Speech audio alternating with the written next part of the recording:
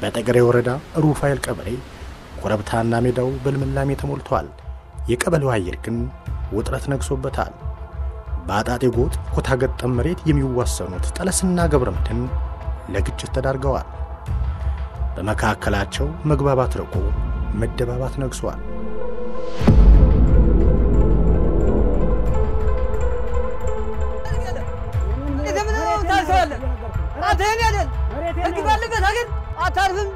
የደብተር መሬት እኮ ነው እየገፋ ተሰቃያለ። የራሴን ደብተር ያለው መሬት ነው ማርሰል። የአባቱ ርስት መደፈር ክፉኛ አስቆጣው ገብረመድህን መገፋት ተሰምቶታል። የውስጡን ንዴት አንሮታል። ቃላት በስሜት ሰንፈው መግባባት ሲርቅ ኃይለ ቃላት ቦታውን ያዙ። እናንተ አፈሙል ነው የሚለየን ደግሞ አሳየን። እጠብቃለሁ እኔም ችግር አሳያለሁ። ችግር የለም ሞት በማን ሞት ችግር የለም። አሳያለሁ። እጠብቃለሁ እኔም እሺ። አንተ ሳትጨብጣለህ እኔም ሳት ነው ጨብጫለሁ። አሳያለሁ ደግሞ እየነገርኩ ነው። አሳያለሁ።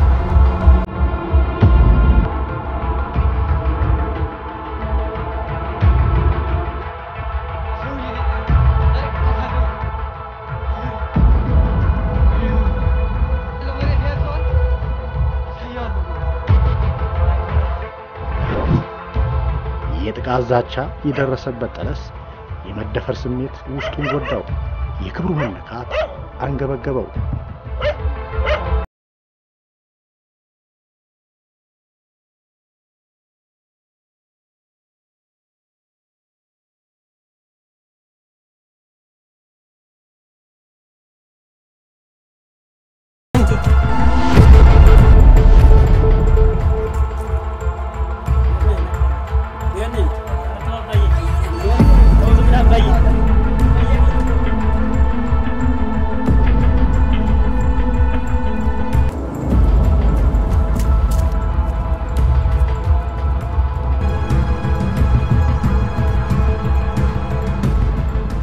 የንዴቱ እስረኛ የሆነው ገብረመድህን ነፍጥ ይዞ በአካባቢው መሸገ። ቦታ ይዞ መጠባበቅም ጀመረ።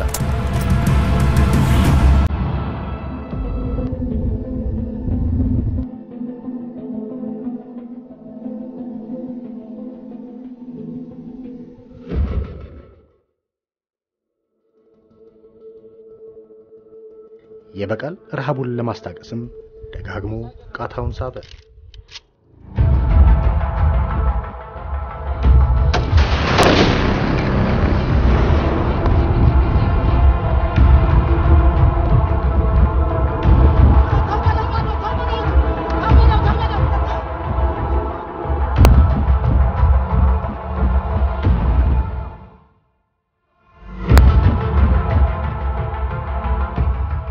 የታሰበው ሳይሆን ያልታሰበው ሆነ።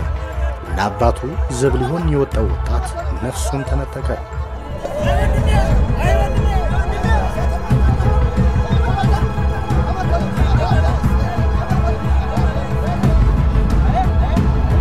እግሩ ወጥቶም በቃሬዛ ተመለሰ።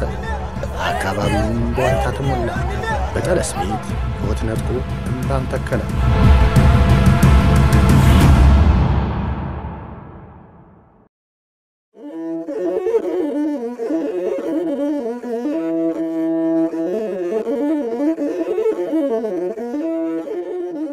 በድንገት የተከሰተው የወጣቱ የሞት ዜና በሟች ቤተሰብ ተዳርሶ እንዳይባባስ ተሰግቷል።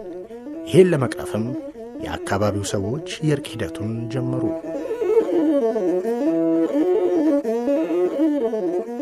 ይህ ነገር ተፈጥሯል። በመፈጠሩ እኛ በጣም አገር አዝኗል። የእናንተ ልጅ ሳይሆን የአገራችን የህዝብ ልጅ ነውና እንግዲህ እንደ ወልቃይት ጠገዴ እንደ አባቶቻችን እንደ ባህላችን ማን በደለ ሳይሆን ማን ተስተካከለ ነውና እኛ እንደ አገር ሽማግሌዎች መጥተን ያለው ወደ እናንተ እሺ ብላችሁ ወደ ሽማግሌ አገር ልትወርዱ ወደ ጮፊያችን ልትወርዱ እናንተ እሺ እንድትሉን ለእናንተ ልንለምን ነው መጥተን ያለና እሺ በሉን ፈቃዳችሁ ይሁን። የወልቃይት ጠገዴ ባህላዊ ያጣት ሽምግልናን የሚያከብረው ጠለስ በሽማግሌዎች ተያዘ። የሐዘን ድንኳን ነቅለው የሰላም ዳስን ለመትከል ሽማግሌዎች ታሩ። ጠለስም የፈሰሰ ደሙን ለፈጣሪ ሰጥቶ ለእርቅ ልቡን ከፈተ። የባህሪ ዋስ በል ያድርግልን። ቀነ ቀጠሮ ልንይዝ የባህሪ ዋስ መንግስት ይሙት። በጣም ጥሩ ደስ ይለናል።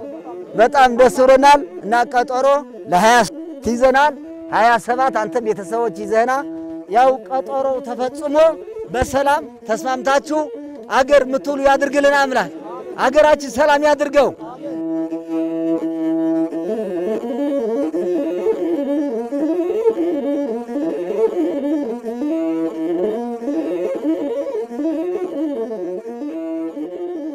የአገር ሽማግሌዎች ካህናት ይዘው ከቦታው ተገንተው እንግዲህ ያ ሰው እንዲገኝ ወደ ሽምግልናው እንዲገባ ይደረጋል። ሽማግሌ አሪያ ያበላል ፈትፍቶ አር ሊያጎርስ አይደለም ምስያው ነው እና ለምንድን ነው በሽምግልና ማስታይ አመላምሎ ብቃት ካላቸው ሰዎች ያደርሳቸዋል።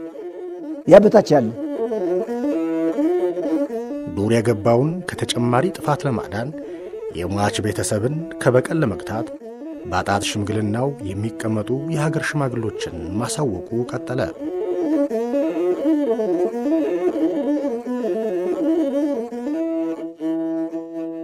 አናስተልኝ እንደምን አሉ? ደህና ነው? ደህና አሉ? እንደምን ነው? ደህና ነው? ዛህር መስል እንደምን አላችሁ? ዛህር መስል ደህና ናችሁ? ዛህር መስል እንዴት ነው ጤና? ደህና ነው። አገሩ ሰላም ነው? ሰላም ነው። መልካም። እኔ በአገር ሽማግሌ ተልኬ ነው። ለነገ ሽምግልና ተቀጥሯልና ለነገ ሽምግልና እንዲገኙልን ከስምንቱ ማይቤት አጣጥ እንድትገኙልን ሽማግሌ አገር ጠይቋል። እሺ ሀገራችን ደግሞ እናስታርቀዋለን። መልካም። እንግዲያ ነገ በቀጠሮ እንዲገኙልን እንግዲያ ፈቃዱ ይሁን። እሺ እሺ።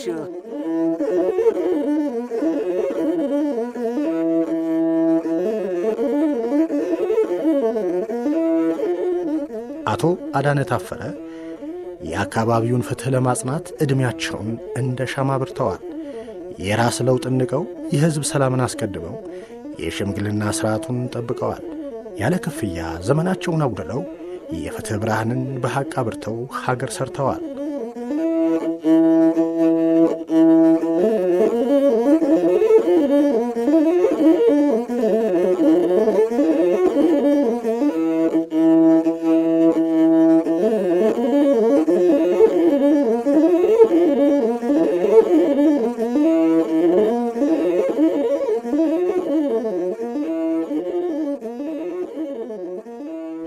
አቶ አዳነ ሽምግልና ሳይፈትናቸው በ88 ዓመታቸው ለዳኝነት ወደ አጣጡ አመሩ።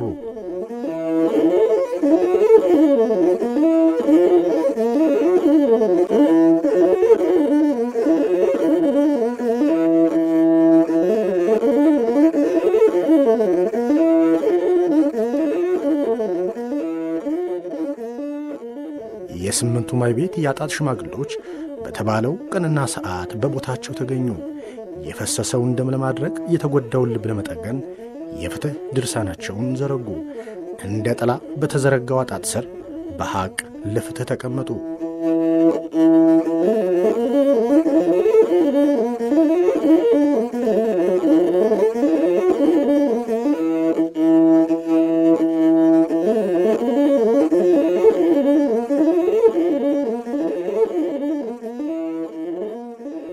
የወልቃይት ጠገዴ ሕዝብ የባህሉ መገለጫ ከሆኑ ጉዳዮች አንዱ ቱባ የሆነ የአጣጥ ሽምግልና ሥርዓቱ ይጠቀሳል። የሽምግልና ሥርዓቱ የትናንትን ማኅበራዊ ስብራት እየጠገነ እርቅና ሰላምን እየተከለ እልፍ ክፍለ ዘመናትን የተሻገረ ታሪክ እንዳለው ይነገራል። ድሮ ጀምሮ የሚታረቁበት የነበረ ነው። ስምንቱ ማይቤት የበለውና የከለው የሚባሉ ጀምረው ድሮ የነበረው ሰው ሲፈጠር ጀምሮ የሚያስታርቁበት የነበሩ ቦታ አስታራቂ ቦታ ራሱ አጣጡ ያስታርቃል ነው የሚባል። ጮፌው ከረገጥክ እርቅ ነው የሚመጣው። ስምንቱ መክረው ስምንት አለንጋ አውጥተው ስምንቱ ማይቤት ጠገዴ ተካፍለዋት ነው። ስምንቱ ማይቤት ጠገዴ ሁሉ እንደዚህ ነው። ስምንቱን አገር ከፍለው ያዙ። የስምንቱ ማይቤት የሚባሉት አባቶች ቀድሞ ፍላስማን የተባለ ቦታው ይዞት ነበር። ፍላስማንን ወግተው ለማስለቀቅ አጣጡ ላይ መክረው አጣጡ የመከሩት ምክር ፍላስማንን ወግተው አስለቅቀዋል። አባቶቻችን ሲወርድ ሲዋረድ የሚመክሩትን መከር ከአጣጡ ተገናኝተው ምክራቸው የጸና የበረታ ይሆናል። እስከ ትውልድም ያለፈ በዚህ ነው። አንተ ሙስሊም ነህ፣ አንተ ክርስቲያን ነህ ማለት የለም። ደግ ስራ ብቻ ተማምኖ መውጣት መግባት፣ ተማምኖ መክበር። ሰው በሰውነቱ ነው የሚመዘን፣ ሰው በመሆኑ ነው እንጂ በሃይማኖት አይደለም የሚመዘን። ቱባውን የጠገዴ ማህበረሰብ ታሪክ የሚታወቅ ግን አቋም ያለው ማህበረሰብ፣ ጽናት ያለው ማህበረሰብ፣ በውሳኔው የሚጸና ማህበረሰብ፣ በቃሉ የሚጸና ማህበረሰብ አባቶች እንደነበሩ ነው የሚታወቅ። የሽምግልናው ሂደት አጥፊ ልቦችን መልሷል። ብዙ ቤቶችን ከጥል ወደ ፍቅር አሸጋግሯል። የማህበረሰቡን አብሮነትም አጥብቋል። በ14ኛው ክፍለ ዘመን ከአጼ ይስሐቅ ጀምሮ የእርቅ ገመዱ የጠበቀ ስለመሆኑ ይጠቀሳል። በአጤ ይስሐቅ በ14 ዓመት ነው አንድ ጎጥ አንዲት አሽከር ለመዘረፍ ዘራፊዋና ተዘራፊዋ ተኩስ ተከፍቶ አንድ ማይቤት ተሁለቱ ማይቤት 40 ሰው ሞቷል። በኋላ ምን ማክሮ ባላባቱ ያቶ ገለቤት ነው ያቶ ገለቤት 40 ሰው አልቆስ አገሩ ተፈታ። ምን ደረጃ ነው ያለነ የሚል በዘጋጁ አገር መክሮ መስቀል ይዘን እንሄድባቸው ተው ማን ሰዶነ ልንል አገር በዘጋጃችን መተናል እንበላቸው። አንድ እሑድ 12 መስቀል የውጭ ወጥቶ 6ቱ መስቀል ወደ አንዱ ደብር 6ቱ መስቀል ወደ አንድ ደብር ሄዶ ሽምግልና ተሞክሮ ሲሞከር 40 ሰው 36ቱ ሰው ገሌ ለገሌ ይመስላል ገሌ ለገሌ ይመስላል እየመሳሰሉ አስታርቀው አተሳስረው አተማምነው አስታርቀው ያደሩበት አያጡናቶቻችን ወልቃይት ጠገዴ ሰባ ወልቃይትና ጠገዴ እስካሁንም ያ ባህልና ልምድ እየሰራኛ ላይ ደርሷል። እዚያ ስምንቱ እነሱ ድል ካደረጉበት ጠገዴ የወሰነው ውሳኔ ይጠርቃል። ጠገዴ ያፈረሰው ያንሰርታ ተብሎ የስምንቱ ሰዎች ወጥተው በስምንቱ ስም ሁለት ሰው መጥተው ከወሰኑ የነሱ ነው የሚሰማ። ሀገር ላይ ዋለው ሚሊዮን ቢሆን ሰው አይጠይቅም፣ በእነሱ ይጠራል። የወልቃይት ጠገዴ ሽምግልና የተከበረ የኮራ ህዝቡ የኮራ ነው እንጂ የሚያፈርስ የለም። ፍርድ ቤት ሄዶ ከሚቆመው እንዲያው እንኳንም የተሟላ ሽማግሌ 4-5 ሽማግሌ ያገኘ በቃ ነገሩ ተው ማለት ነው። ፍርድ ቤት ያው ለአንድ ነው የሚፈርደው፣ ዳኛ ለአንድ ነው የሚፈርደው፣ ሽማግሌ ግን ለሁለት ነው። 5 ሰው ከአጣጡ ከተገኘ የወሰነው ውሳኔ ለጠገዴ ጠቅላላ ለስምንቱ ማይቤት ተዳርሶ በዛ ምክር ሐሳቡ የጸና ይሆናል። በዚህ ሀገሩ ሲመራ ሰላም ሆኖ ሲኖር ሲታረቅ ሲፋቀር ይኖራል። የሽምግልና ሂደታቸው ለሁለት ነው። በዳይም ተበዳይም ነው ብሎ የሚቀርበው የሁለቱን በደሎች አዳምጦ ፍትሃዊና እኩል ዳኝነት ይሰጣሉ። መደበኛው የህግ አካሄድ ብትሄድ የሚወሰነው ለአንድ ነው። ምንም ይሁን ምንም በሚያቀርበው ማስረጃ ሊሆን ይችላል። ከዚህ ማህበራዊ ተቋማት ግን በዚህ የሽምግልና ሂደት ውስጥ ግን ህሊና ይጨመርበታል።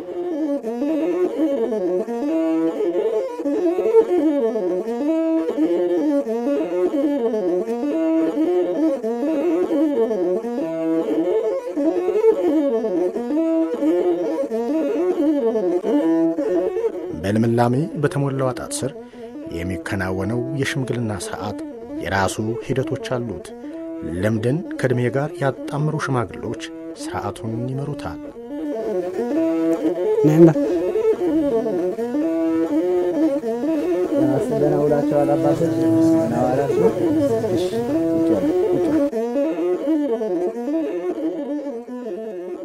አባቶች እንግዲህ የተበደለው አባታችን አቶ ጠለስ ወሪሁን ነው። በዛው ወቅት ወዛው አጋጣሚ ስለነበርነ ልጁ ሙቶበት ነው። አሁን ገዳይ ከዛ መጥቷል። እኛ ለዛሬ ቀን በሽምግልና ስርዓት እንዲታዩ አዋደን ስለቀጠርናቸው በዛ በቀኑ መሰረት ደግሞ አባቶች ተገኝታችኋልና ሐሳባቸው እንግዲህ ሰምታችሁ እናንተ በሽምግልና ስርዓት እንዲጨርስላችሁ አምጥተናቸዋል። ወደ ስርዓተ ሽምግልናው እንዲመጣ የሚያደርገው አንድ የቤተሰብ መቀራረብ አለ። ቤተሰቡ ጥሩ አዋቂ ሰው ከሆነ ብልህ አዋቂ ሰው ካለ ያ ይዘህ ሽምግልናውን ስርዓተ ሽምግልናው ይጀመራል። ጥቃት የደረሰበት ከዳኞቹ ፊት ይቀርባል። አጣጡን ስለመቀበሉ ቃሉን ይሰጣል። በሰላ ቃላቸው በተካነ ብልሃታቸው በደልን ረስቶ ለእርቅ እንዲዘጋጅም ያደርጉታል። ዘርፈጥ በል መሬት ያዝ አጣጣችን እኮ ከጮፌው ላይ ረፍቀው ነው እኮ የተሸማገሉ። ሽማግሌ ዳኛ ልሁንባችሁ መንግስት ይሞት በለቁ ጉዳዩን ዘርዘለል በመሬት ተጣልተን የራሴን መሬት እያረስኩኝ በሷን አቂሞ ያው ልጄን ገደለብኝ። መምጣት ወደ ሽምግልና አባቶች እንዳሉ በጣም ጥሩ ነው እና መሬቱ ዘንድሮ ከሆነ እንዴት ነው? ድሮ የማን ነበር? ስንት አመትስ በእጅህ ኑሯል? የራሴ ነው። አሁንስ በደንበር ነው ጠቅላላ ልቀቅ ነው የሚል ያለ ሰውየው እንዴት ነው? በደንበር ነው። በደንበር ተጣልተን ያው በሷን አቂሞ ያው ልጄን ገደለው።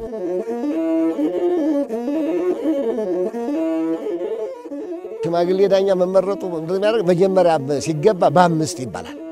የአምስት ሽማ ዋስናላችሁ ይባላል። የአምስት ዳኛ ይሁንና ይባላል። የአምስት ዳኛ ሽማግሌ ዳኛ ገሌ ብለው ይመርጣሉ። ግራቀኝ ተበዳይ በዳይም ተበዳይ የአምስቱ ሰው አማርጦ ይሰጣል። የአምስት ሽማግሌ ነው ይባላል። በአምስት ተገባ አይከዳም። ውላለሁ መሬትና ሰማይ የከዳው ነው። በአምስት ተገባ በኋላ አይመለስም።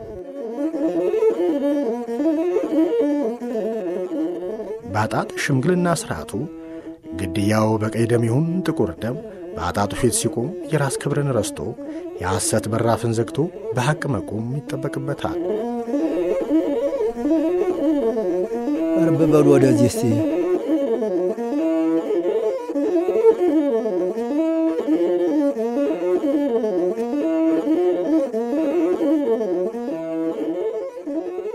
ማነው ስምህ አንተ? ገብረ መድን ማን? ገብረ መድን መልካሙ ዳኛ ልሆንባችሁ መንግስት ይሞት በልዋሰ አርገ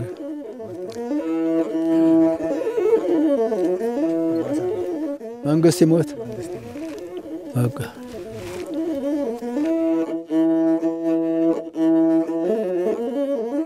ስምንቱ እዚህ የተቀመጠው ሐሳብ በቃ የማይሰማ ከሆነ አንድ ወገናዊ የሆነ የተቀመጣለ ሽምግልና ይዞት ይሄዳል ወደዛ።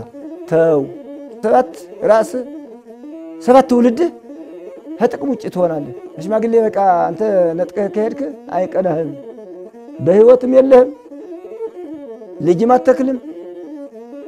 ተው ብሎ አሳምኖ ያመጣዋል። በሉ አይናችሁ መልሱለት ባካችሁ፣ ልጅ ሆኖ ነው ተሳስቶ ነው፣ አይናችሁ መልሱለት ተብሎ ተለምኖ በላይናችን መልሰልንልሃል፣ አሁንም ምሩቅ ሁን። አንደኛ ሽማግሌዎች የሚከበራሉ። እዚያ ላይ የሚቀመጥ ባላባት የሆነ በባላባትነቱ ብቻም ሳይሆን እውነት በተናጋሪነቱ በድፍረቱ የመወሰን አቅሙ ታይቶ ተመርጦ ነው ማህበረሰብ የሚመርጠው። ማለት ማህበረሰብ የመሰከረላቸው ክቡራን ሰዎች የሚባሉ እዚያ አጣጥ የሚቀመጡ እነሱ ነበሩ።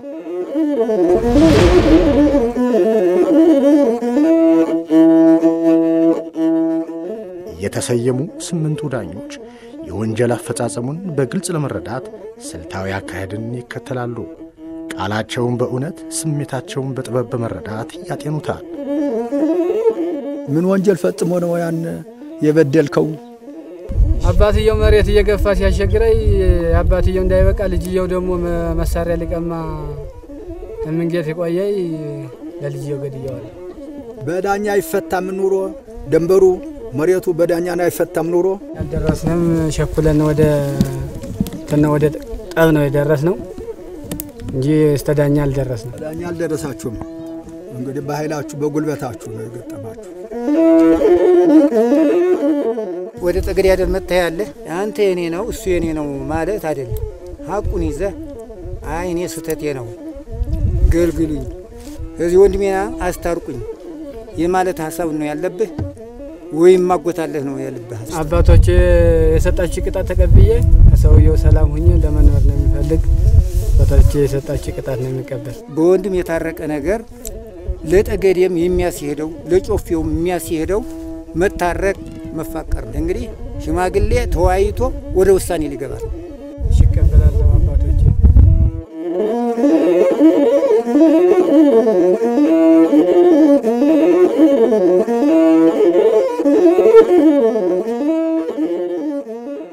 ጥፋቱን ግዴታ ያምናል። የሰራው ወንጀል አላመነማ ምን ብለን እናስታርቀዋለን? ቀይ ደም የተባለውን ድንገት ነው፣ ቀይ ደም ነው ድንገት ነው ተብሎ ሽምግልናውም አይሰድም። ጥቁር ደም በተጋደለበት ግን የቅጣቱን ቆጥተን ጥቁሩ ደም ደግሞ እንዳይጋባ እናጋባለን። ሂደቱ ለጥቁር ደም ግቢ ነው የሚዘጋው። ከተዋለደ ተጋባ ደግሞ እንዳይፈግ ይደረጋል። ቀይ ደም የሚባለው ድንገተኛ ነው፣ ሰው በማያውቀው አደጋ ይሟሟታል። ጥቁር ደም የሚባለው በጥይት የተጋደለው ደም ያለፈበት ነው። አስቦ አልሞ በቀልን በውስጡ አቆይቶ አልሞ የሚገል ነው። እንግዲህ በበቀል ጥቁር ደም የሚባለው ይሄ ነው። ስምንቱ ማዕቤት ከመከረ ወዲያ አገሬ ጠገዴን አገሬ ወልቃይት እንዲያለዋጣት ያጣጡ ሽማግሌዎች ለዘመናት የቆየውን ማህበራዊ ትስስር ለመመለስ በዳይም ሆነ ተበዳይ በነጻ ሕሊና ራሳቸው እንዲመለከቱ በማድረግ የእርቅ መንገዱን ያመላክታሉ።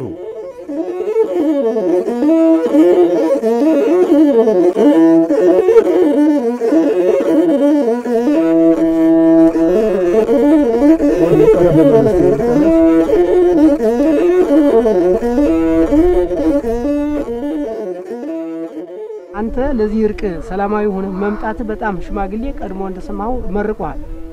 አሁንም ደግሞ ጨምረን ነው ምን መርቀ እግዚአብሔር ይትከል ያሉትን ደግሞ ደህና ይሁኑልህ ተስጦናል። ይህ ስተታችን ደግሞ ስምንቱ ማዕቤት ጠገዴ ቀርቦ የወሰነው ውሳኔ እንቀበላለን ብለዋል። አንተ ደግሞ እንግዲህ ተጎድተሃል። የወሰነው ውሳኔ ቀድሞ ዘርዝረዋል። ዳግም ዘርዝራ አንልህም። ጉዳት በላይ ያው የተናገርከውን ሰምተን ውሳኔ ልንሰጥ ነው። ውሳኔያችን ደግሞ ልክ እንደነሱ ተቀብለው ትሄዳለህ፣ ትቀበለዋለህ ማለታችን። ሽማግሌ የሰጠን እንቀበላለን። ተባረኩ። እዚህ ጠገዴ የመደባዮች ቦታ የመደባዮች አጣጥናት እዚህ የታረቀ ደግሞ ለምለም ነው የሚሆነው። እስከ ልጅ ለምለም ነው የሚሆነው። ለምለም ያርግልህ፣ ለምለም ያርገላቸው ልጆች።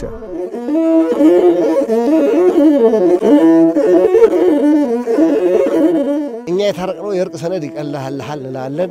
እኛ ታረቅ በኋላ ወደ ህግ እናገባሃለን። ህግ ደግሞ የእርቅ ሰነዱን አይቶ ደግሞ የሚመለከተውን ቀጥቶ ይሰድሃል። ዱር ከምትኖር እያለ በዚህ ታሳምነዋለን። መጀመሪያ ራሱ በራሱ ተፈታትሾ የሙስና ጉዳይ ካለው የወገንነት ጉዳይ ካለው ተፈታትሾ ነው የሚገባው። እንዲያው ምስጢር እንዳያወጣ የተሸመገለው ምስጢር ይሄን አድርጎ ሲያበቃ ባላንጋራው ያስታርቃል።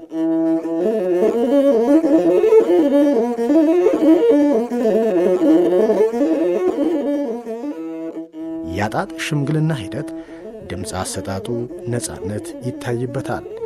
የተሰየሙ ዳኞች የበደሉን ጥልቀት አይተው የጸጸት ልኩን መዝነው ሐሳባቸውን በነጻነት ይሰጣሉ። አባ ተመስገን ሲሞክሩ ውሳኔውን ይሞክሩ እንዳሉት አባቶች ይሄ በደለኛ ነው። ዞሮ ዞሮ ከገደለ በትክክል ከመጡ ይሄ በእውነቱ 100,000 ብያለሁ። ከእንግዲህ ይሄ ወደ ድምዳሜ እየገባን ነው። ሰው መግደል ይሄ ትልቅ ስህተት ስለሆነ በስህተቱ እርግጥ ከእንግዲህ 80 ሲብልን 100,000 ይቀጣል ስንል ያው ይሄንን በለ ስምንቱ ማዕቤት ጠገዴ ስሪት የሽማግሌ ስሪት ስላለን አሁን በፊት ከ80 በላይ ዘልቀን አናውቅም። አሁን በ80 ይጸናል። 80 ይገባዋል ነው ምለው እኔ ጠባንሽ ሆኖ ሲያበቃ ግን ደግሞ መልሶ ማን ነው እንትን ያለ ግን ሊቀማ ደግሞ መሬቱ ቀምቶ ሲያበቃ ሊቀማ ስለሆነ እስከ እንትኑ እኔ 100,000 ይቀጣል ነው ምለው። 100,000 ብር ይቀጣል። የቅጣት ውሳኔ ሂደት የተለየ መልክ አለው። ሽማግሎች የበደሉን ሁኔታ ጤነው የውሳኔ ሐሳባቸውን በነጻነት ያሳርፋሉ። ይህ አካሄድ የፍትህ መዛነፍን ጠብቆ እኩልነትን አጽንቶ ልዩነትን አጥብቦ የሐቅ በርን ይከፍታል። ያጣጡ ስር የእውነት ማኅፀን ሆኖ ሐቅን ያዋልዳል፣ ፍትህንም ያሰፍናል።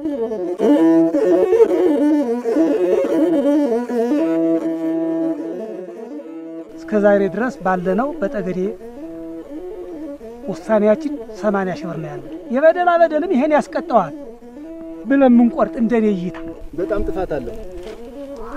ምክንያት ወደ ህግ መድረስ ሲገባ በደንበር ነው፣ በሙሉ ዘታም አይደለም። የገፋ የሆነ ነገር ምክንያቱ ከህግም ከሽማግሌም መድረስ ሲገባ ዝል ብለህ ሰው መግደል ትልቅ ገበን ወንጀል ነውና ምክንያቱ ይሄ እኔ 100,000 ቢቀጣ እኔ 200,000 ብር ነው ማረጋው ነበር። ምክንያቱም የእግዚአብሔር ፍጡር ነፍስስ አያችሁ በመሬት ተጣልቶ ሰው መግደል ምን ይባላል?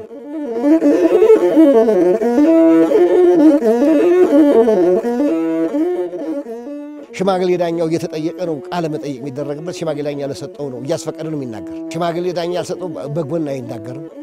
ገንዘብ ከሆነ የሚቆርጠው ግራና ቀኝ ነው የሚሰጥ። ከዚህ ይሰጣል፣ እንደገና ወደዛ ደግሞ ይሰጣል።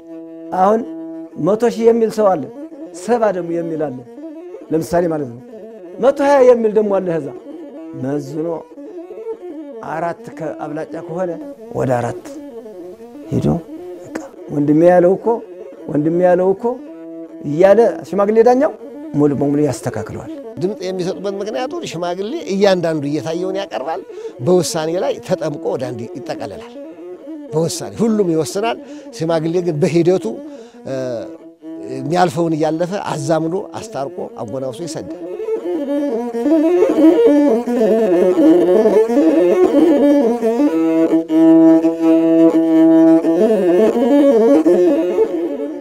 አጣጥ ቁጭ ብለው ከወሰኑ ቃል ከተግባቡ አይካካዱም፣ ውሸትም አይናገሩም እና ያንን ውሳኔ በዚያ እንዲዳኝ ማህበረሰቡ አንድ ትልቅ እሴት ነበረ።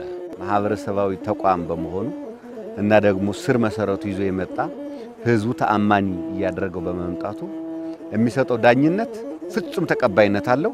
ለአንድና ለመጨረሻ ቁርሾ ይፈታል ማለት ችግሮች ተፈተው ደግሞ እነሱ ረፉ በዚህ ነው ያዋለን ካለ አንድ የወልቃይት ጠገዴ ሽማግሌ ነገሮች ሁሉ ይቆማሉ።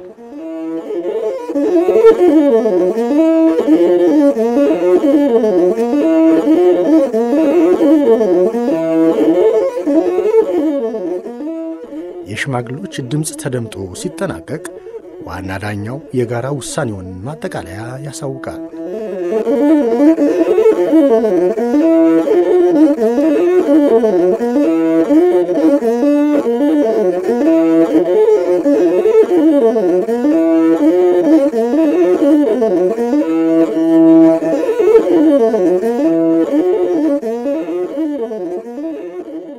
የህር መድኃኔዓለም ይጠብቃችሁ። እናንተ ሁላችሁም እሺ ነው ያላችሁ። አዎ እሺ ነው ያላችሁ። ያ ስህተታችሁ አያችሁና ሻላችሁ እሺ በላችሁ መድኃኔዓለም። አሁን እንግዲህ ጠገዴ ፈጽሟል። እያት እዚች ሀያታችን አቅማታችን መምከሪያ እዚች ላይ ፈጽሟልና አሁን ለጉንብስ እንግዲህ ትቀዳድማላችሁ። ያው እንደ ከሀገር ማታንሱም ከሀገር ማትበልጡም ብሎ ሽማግሌ አይቶ ወስኖ ለጮፍ ብሎ ያው ለተበዳይ 100,000 ብር እንዲከፍለው በዚህ ሽማግሌ በሙሉ ድምጽ ወስኗል። ቃላችን ነው። ያከፋፈሉ ዘዴም ሁለት ጊዜ ነው የሚከፈል። ቆርጠናል። ግማሹ አሁን ሊከፈል ነው፣ ግማሹ ደግሞ እንደ ዛሬ ወር ሊከፈል ነው። ቃላችን ነው። እሺ በሉ እናንተስ እንዴት ተቀበሉታላችሁ? ሽራና ባላንገራዎች እንዴት ተቀበሉታላችሁ? እኛ ጥሩ እንቀበለዋለን። እናንተ አባታችን በጣም እንቀበለዋለን።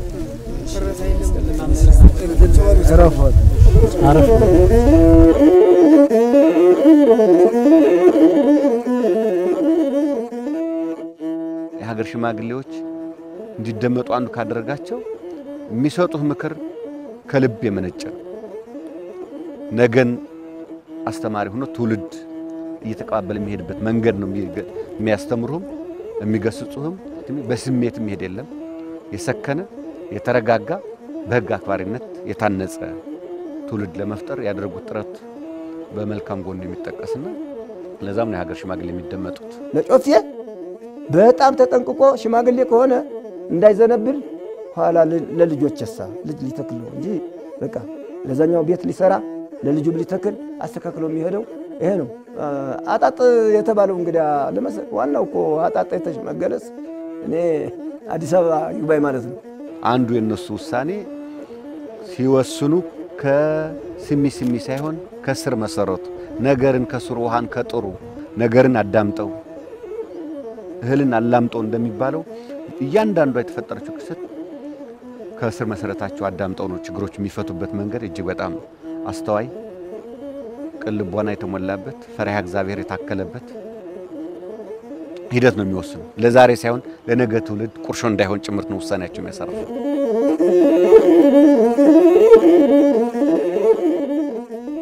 የፍትህ ምሳሌ በሆነው አጣጥ ስር በዳይና ተበዳይ ቀርበው የዳኞች ሁለትዮሽ ውሳኔ ይሰማል። በግፍ በደል የቆሰለ ልብ በይቅርታ ለዝቦ በካሳ ተከሶ በቀልን ከልቡ እንዲሽር ያደርገዋል። የፈሰሰ ደም ደርቆ ይቅርታና ፍቅር ደምቆ በልባቸው ደስታን ይሞላል። ማኅበራዊ ትስስሩም እንዲቀጥል ያግዛል። በዚህች ላይ ፈጽሟልና አሁን ለጉንብስ እንግዲህ ትቀዳድማላችሁ። አንተ ለጥ ብለህ ጫማ እግራቸው ትወድቃለህ። እናንተ ደግሞ ይቅር ተላላችሁ ደግሞ እና ምሩቆሽ አድርጋችሁ ተነሱ ተነሱ ዛሬ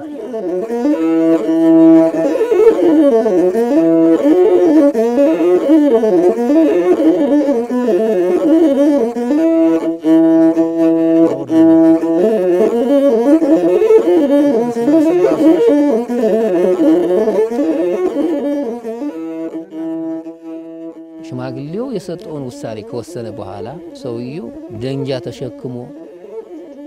ተሸክሞ ከበደለው ሰው ይቅር በለኝ ይቅር በይ እያለ ልጅም ይሁን ሕፃን ይሁን ደንጃ ትልቅ ደንጃ ተሸክሞ ትከሻው ነው እንግዲህ። ምክንያቱም በድያለሁ የጥፋቱ ባለቤት ነኝ ብሎ ደንጃውን ተሸክሞ ስተተኛ ነኝ ብሎ ነው እንግዲህ እግር የሚወድቀው።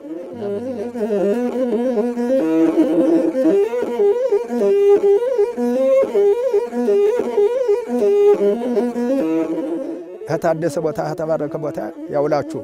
የማተብ አምላክ የሃይማኖት አምላክ የጠበቃችሁ፣ የኢትዮጵያ አምላክ የጠበቃችሁ፣ የቅሬታ የወረዳችሁ እዚህ ሄዶ ያሳድሳችሁ። ልጅ የልጅ ደግሞ ይተከልበት።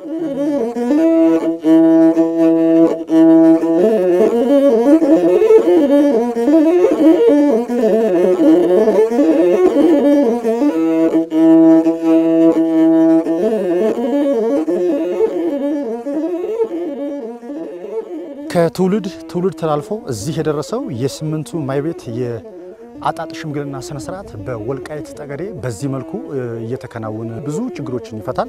የአጣጥ ሽምግልና ስነ ስርዓት በተለይ በማህበረሰብ ውስጥ የተፈጠሩ ማንኛውም ግጭቶችን የሀገር ሽማግሌዎች በመፍታት እርቀ ሰላም እንዲወርድ ያደርጋሉ።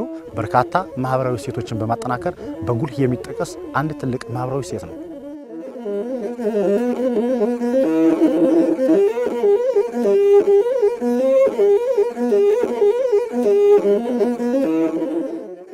የአጣጥ ሽምግልና ስርዓት ማህበራዊ ሕጉ እንዳለት የጠጠረ እንደ ብረት የጠነከረ በመሆኑ ማህበረሰቡ የሥርዓቱን ክዋኔ በታላቅ ክብር ይጠብቀዋል። አንዳንድ ያልታደለ ካልሆነ በቀር ሽማግሌ ያከብራል። ሽማግሌ የረገመው እርጉም ነው፣ ሽማግሌ የመረቀው ምሩቅ ነው ብሎ ከሽማግሌ ወጥቶ መሄድ የለም። በሽማግሌ የተረገመ ሰው አይቀናም፣ ጮፌው ይደርቃል፣ ወፌውም ይደርቃል። ሽማግሌ የረገመው እርጉም ነው፣ ትውልዱ የተረገመ ነው። ሽማግሌ የመረቀው ሰው ምሩቅ ነው። ከሽምግልናው ተመርቆ የሄደ ሰው ቢበደልም በደሉን ተውጦ ልጆቹ ይተከላሉ፣ የዘራው ይበቅላል፣ ሰርቶ ይተካል፣ ጤናውም ያገኛል። ሽማግሌ የረገመው ግን ሀውታታ ነው፣ የተረገመ ነው፣ ንቁል ነው። አፈንጥዘህ መሄዱ የሚመች በውጭ ነው እንጂ አጣጥ የስምንቱ ማይቤት ቦታ ትሄድክ መሄድ አትችልም። ቅስፈት ነው አስከትለህ የምትሄድ የሚለው በሽማግሌ በአንዳንድ ቅዱስ ሽማግሌ ሀሳብ ሲመጣበት አፈንጥዞና ዘሎ የሚሄድ ሰው የለም። ይሄዳለሁ ቢልም የጠገዴ አይኔ ያይሃልህ ተባለ አይሄድም፣ ተመለሰ። የጠገዴ እርግመትን በክፉ ነው የተረገመን ሰንካላ ሆነ ደመም አይመልስ። ከዚህ ከሥርዓተ ሽምግልናው የሚወጣ ሰው ግን እስላም ይሁን ክርስቲያን ይሁን የለም። ከሽማግሌ ወጣለሁ ለሚል በሃይማኖታችንም ውጭ ነው። ምክንያቱም ሰውን ገለ ሰውን አይመጣም። እንግዲህ ከሽማግሌ ወጥቼ እሄዳለሁ ለሚለው ሰው አይ የሽማግሌ አይንህ ይብላህ ይባላል። ምክንያቱም የሰው አይን ድንጋይ ይሰብራል። እነዚህ ሽማግሌዎች የሚቀመጡ በእግዚአብሔር አምሳል ነው ተቀምጠው እንግዲህ የሚሸመግሉ። ለነሱም ቢሉ የሚሄደው ግን አጋዕዝተ ዓለም እሱ ጋር አሉ። ወጣ ብሎ አይሄድም። ብዙ ተአምራትም የተሰራ ነገር አለ።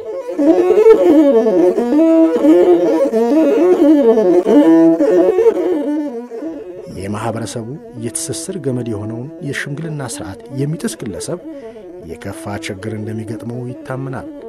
ከትናንት ዛሬም በርካታ ምሳሌዎች ይጠቀሳሉ። አንድ ሽማግሌ እምቢ ብሎ መሃል ጥይት ተኩሶ ሄዶ እዚህ ተኩሶ ሄዶ ያይራ ሲደርስ እግሮቹ ኩርኩም ብሎ ቁጭ አለ። አዙሮ መጥቶ ማሩ ይስል ጥይቱን ትይዘዋለህ አለው ሽማግሌ ዳኛው። አልይዘውም እንግዲህ አይናችንም እንደ ጥይቱ ነው የተተኮሰብህ ተባለ። ሰውየውም ሳይልና አንከሰመተ። አንድ ሰው ሽማግሌ እንደዚህ ወስኖበት አልቀበልም ብሎ ይሄዳል። ልጆች ነበሩት፣ ልጆቹም ተከትለውት ሄዱ። ትንሽ እንደተራመደ ራሱ ወድቆ ተሰበረ። ከተሰበረ ተሸክመው ወደ ቤት ወሰዱት። ሽማግሌ እንዲህ ብሎ አይነ ሰው ሽማግሌ ገብቶ ተብሎ እንደገና አልጋ ተሸክመው ይቅርታ በድያለሁ ብሎ ወደ ሽማግሌ እንደገና ይቅርታ ጠይቆ ሰውየው ግን በባህላዊ ሕክምና ድኖ ተዛውሯል። ይሄ በትክክል የሆነ ነው ማለት ነው። እንዲህ ብሎ ከሄደ የሚያጋጥመው አደጋ ነው።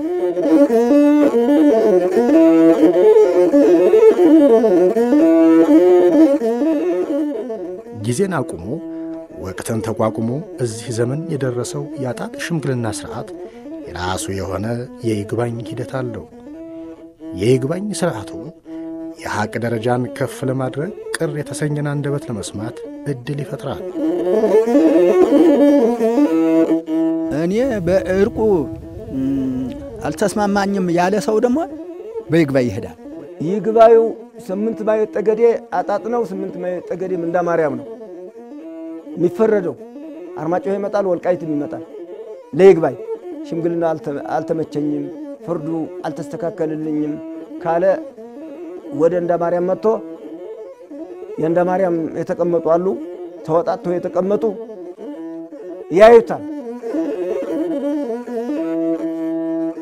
በዚህ የአጣጥ ሽምግልና ስርዓት ፍትሁ ምናልባት ያላረካቸው ሰዎችም ደግሞ የራሱ የሆነ የይግባኝ ስርዓት አለው። እዚህ በስምንቱ ማይቤት የአጣጥ ሽምግልና ስርዓት ላይ ከታየ በኋላ በይግባኝ ወደ እንዳ ማርያም ሄዳል። መጨረሻ ላይ ወደ ጎንደር ሄዶ የፍጻሜ የሚያገኝ ይሆናል። በአጠቃላይ ግን የህብረተሰብን አንድነት በማጠናከር ደረጃ የስምንቱ ማይቤት የአጣጥ ሽምግልና ስርዓት እጅግ የላቀ ሚና ይጫወታል።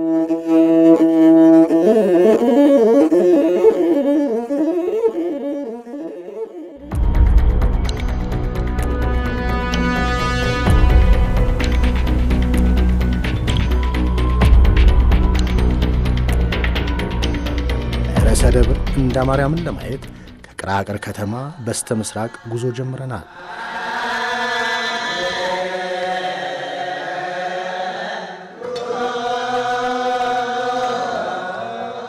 የእንዳ ማርያም ቤተ ክርስቲያን ጥንታዊነትን ተላብሳ በግርማ ቆማለች።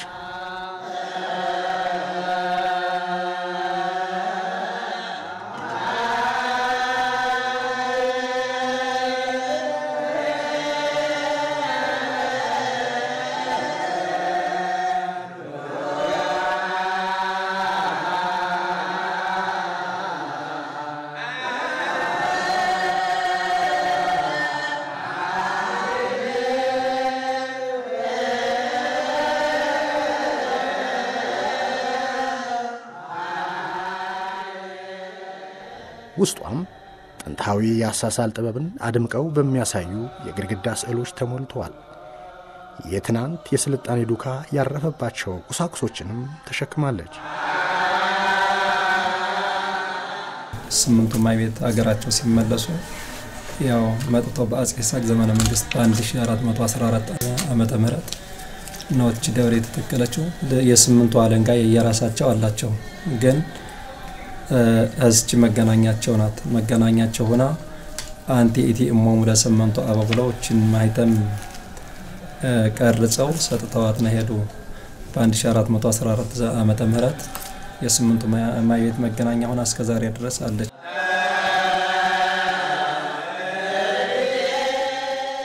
የፖለቲካ ሰንሰለቶችን በጣጥሳ እዚህ የደረሰችው ጥንታዊቷ ቤተክርስቲያን ቱባ የሽምግልና ስርዓቱ ተጠብቆ እንዲቆይ የላቀ ሚና ተጫውታለች።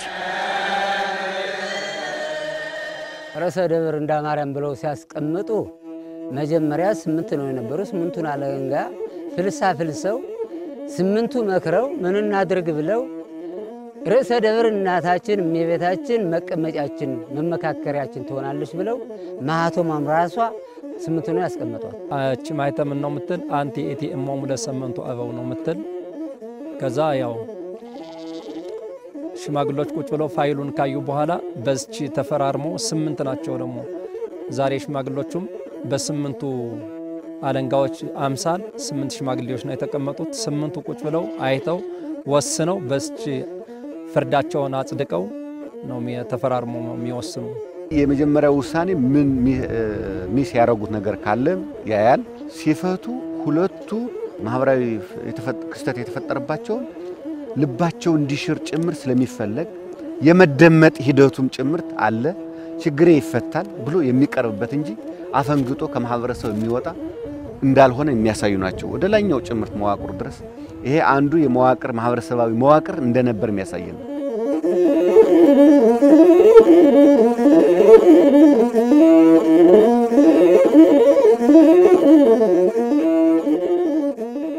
በእንዳ ማርያም የሚከናወነው የይግባኝ ሂደት በቦታው የተሰየሙ ዳኞች ጉዳዩን በጥልቀትና በጥበብ ከማየት ባለፈ ሌሎች ስልቶችንም ይከተላሉ።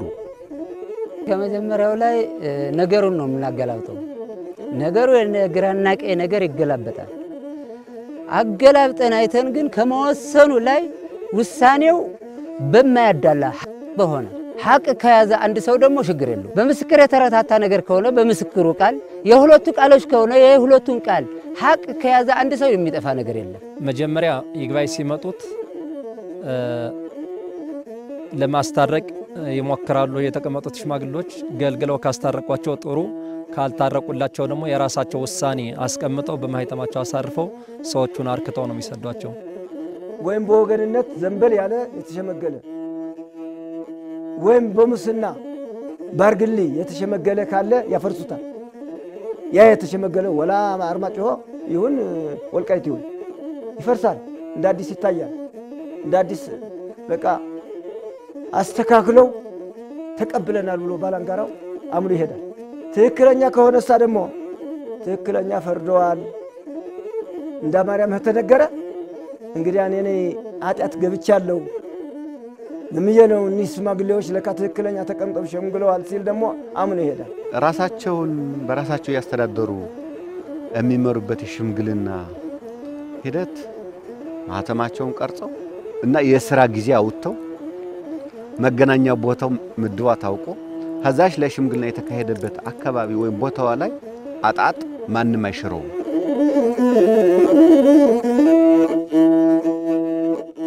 የይግባኝ ሂደቱ መልከ ሰፊ እንዲሆን ጥረት ተደርጓል። ከርሰ ደብር እንዳ ማርያም ቀጥሎ ወደ ሌሎች ሂደቶች የሚቀጥል ይሆናል። አይ ይሄም አላመንኩበትም ከተባለ ደግሞ ወረቀት ጽፈው ይሰዱታል። አዴት የሚባል አዘን በረር ነው የሚባል። አዴት አዘን በረር በረረ ይባላል። አዘን አዘን በረር በረረ እንጂ ሰው ይሄደ ይባላል። አዘን በረር ይባላል። አዘን በረር ጎንደር ጃንጥላ ዋርካው የሚወሰን ውሳኔው ይመረዋል። ጎንደር የመጠቃለያ ደንቀዝ ነው የነበረ። ያውም ቀድሞ ደንቀዝ ሄዶ ጎንደር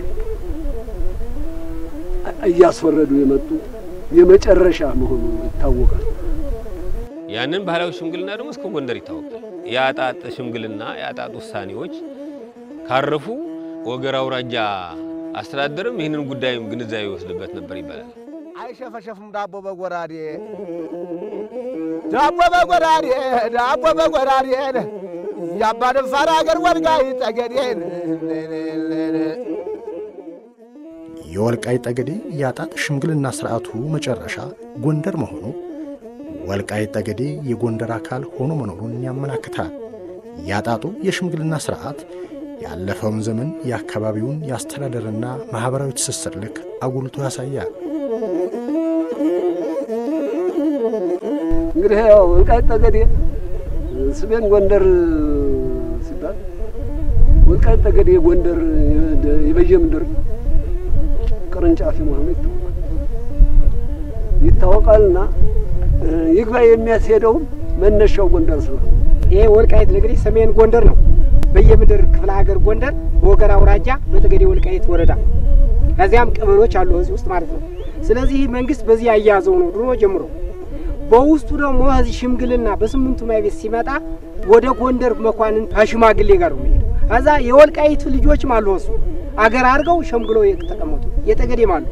ከዛ መኳንንት አለ ጋቢ ያደረገ ደስ የሚሉ ያን ትክክል ነው። አሁን ሽምግልና ሆነ ተከዝ የመለጥ ጠቅላይ ግዛቱ ጎንደር በየምድር ጠቅላይ ግዛቱ ጎንደር አውራጃው ዳባት ወረዳው ወልቃይት ጠገዴ ነው። የሽምግልና እንትኑ ወደ ጎንደር የሚልክበት ስነ ልቦናው ውቅሩ ባህሉ ቱባው እሴቱ ጎንደሬ መሆኑን የሚያሳይ የሽምግልና ሂደቱ ደግሞ ከዚህ ጋር ትስስር ያለው መሆኑን የጎንደር ባላባቶች የወልቃይት ጠገዴ ባላባቶች አንድና ያው ናቸው። የሽምግልና ሂደቱ ይሄን ነው የሚያሳየው ይግባኝ ብሎ የሚሄዱበት መንገዶች ማለት ነው።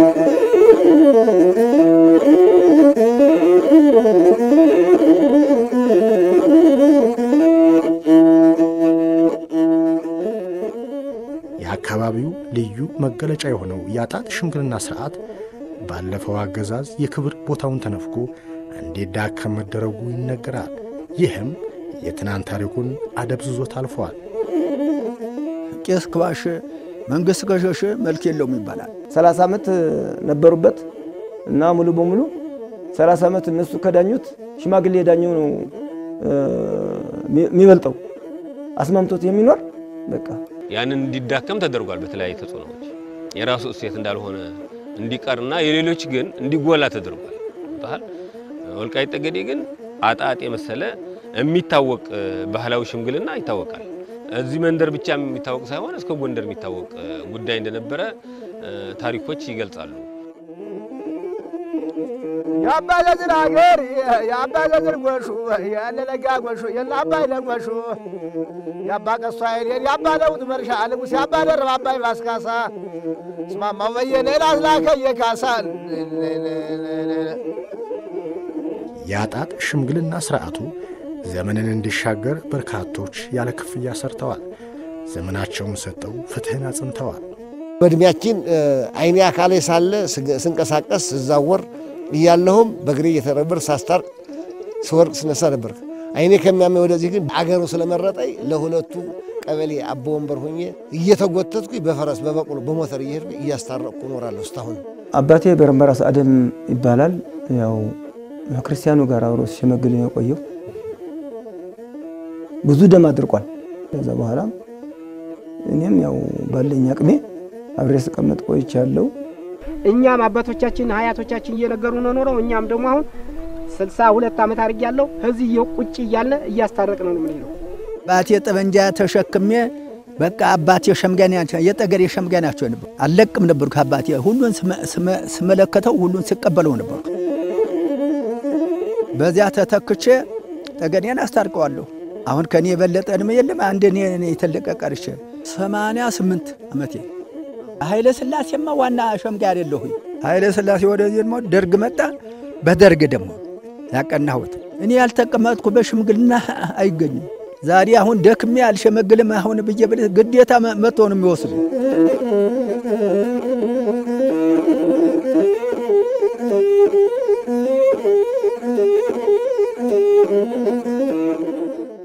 አቶ አዳነ ታፈረ ፍትህን በእውቀት ጥበብና ሐቅ አዳውረው የዘመን አሻራቸውን አስቀምጠዋል። ራሳቸውን ረስተው ለትውልዱ ብርሃን ሆነዋል። የዛሬውን ያጣጥ ሽምግልና በዳኝነት መርተው ፍትህን አጽንተው ወደ ቤታቸው በኩራት ተመለሱ።